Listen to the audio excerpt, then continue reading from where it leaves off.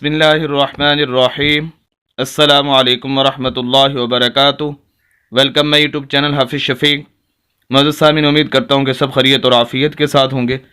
الحمدللہ سورۃ التکویر، اس کا پارٹ 2، جس کے اندر انشاءاللہ آج ہم آیت نمبر 3 سے پڑھنے جا رہے ہیں۔ چند آیات اس کے آپ حضرات کے سامنے پڑھیں گے۔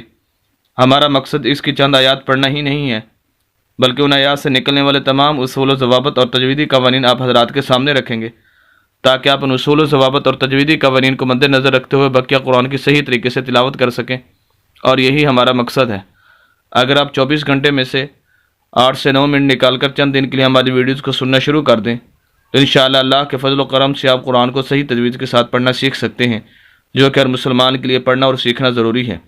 اسی کے ساتھ اگر آپ یہ چاہتے ہیں کہ ہم قرآن کو بالکل نئے سرے سے پڑھیں اور نورانی قاعدہ پڑھنا چاہتے ہیں، یا یہ سمجھ لیجیے کہ الف اور با سے پڑھنا چاہتے ہیں، تو الحمدللہ پریشان ہونے کی ضرورت نہیں ہے۔ پورا نورانی قاعدہ لفظ بلفظ اسی چینل پر موجود ہے۔ آپ چینل پر آ کر ساری ویڈیوز نورانی قاعدے کی دیکھ سکتے ہیں اور سمجھ کر قرآن کو صحیح طریقے سے پڑھ سکتے ہیں۔ پھر بھی اگر کوئی مسئلہ یا کوئی مشکل ہو تو الحمدللہ بندہ ناچیز حاضر ہے، دیے گئے نمبر پر رابطہ کیجئے، انشاءاللہ آپ کی رہنمائی کی جائے گی۔ یا اسی طرح اگر آپ یہ چاہتے ہیں کہ ہم آن لائن قرآن شریف پڑھیں تو الحمدللہ وہ بھی سلسلہ شروع ہے۔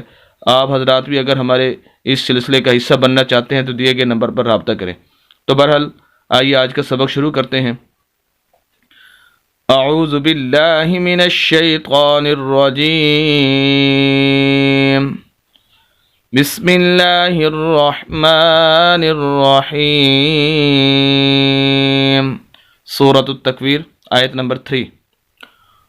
وَإِذَا الْجِبَالُ سُيِّرَتْ۔ وَإِذَا پہلا لفظ اس کے اندر ہے۔ وَإِذَا زال کو ہم ملائیں گے واو کے اوپر زبر الف، یہ حمزہ ہے، اس کو الف نہیں پڑھنا۔ الف وہ ہوتا ہے جو ہر حرکت سے خالی ہو، جیسے یہ ہیں 2 الف ہیں، ہر حرکت سے خالی، اس کو الف کہیں گے۔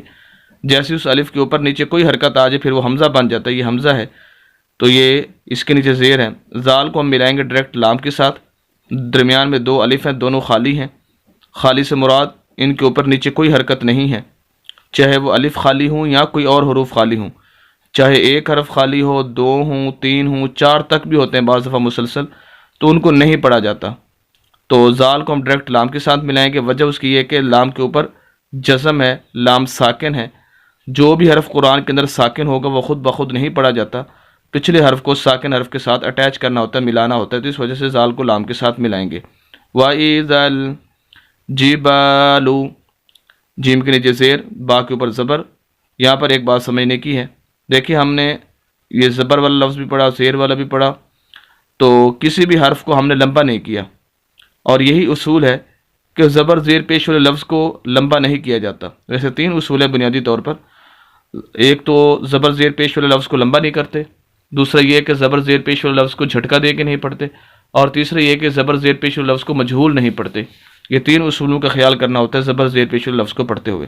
لیکن یہاں پر دیکھیں ہم جبالو، با کو جب ہم نے پڑھا تو ہم نے لمبا کیا با کو، حالانکہ اس کے اوپر زبر ہے، تو یہ سمجھ لیجئے کہ لمبا کرنے کی وجہ یہ ہے کہ اس صورت میں لمبا نہیں کرتے جب زبر زیر پیش والے لفظ کے آگے حروف مدہ میں سے کوئی حرف نہ ہو۔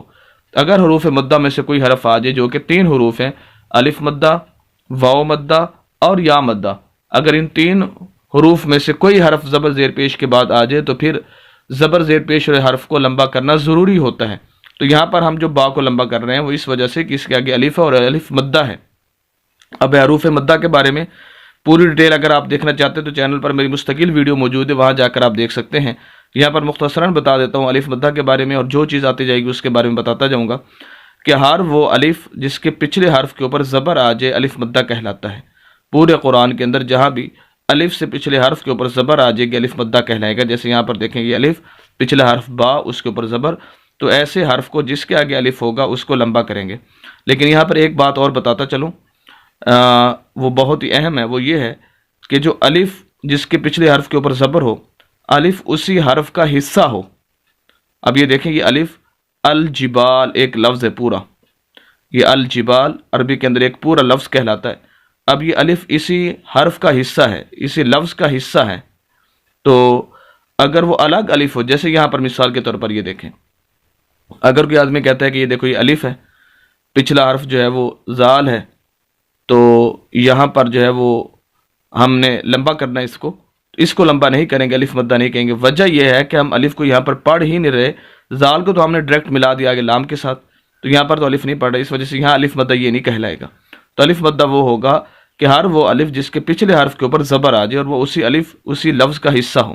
تو بہرحال وَإِذَا الْجِبَالُ سُيِّرَتْ، سین کو یا کے ساتھ ملائیں گے، یا کے اوپر شد ہے، یہ شد کی علامت ہے، جس حرف کے اوپر آ جائے اس حرف کو مشدد بولتے ہیں۔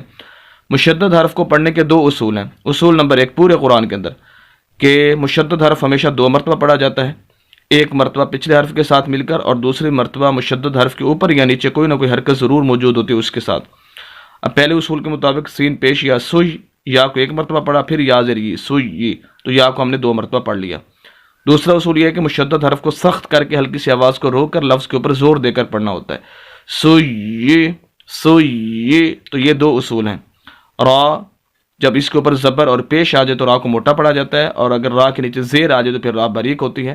تو یہاں پر زبر ہے، اس وجہ سے را کو موٹا پڑھیں گے اور اس کو ملائیں گے تا کے ساتھ، تا ساکن ہے، سویرت، وقف کرنا ہے یعنی سانس توڑنا ہے، اور اس کا اصول یہ ہے کہ آخری حرف کو ساکن کر دیا جائے، جیسے کہ یہاں پر پہلے سے ہی ساکن ہے، مزید کوئی تبدیلی کرنے کی ضرورت نہیں ہے۔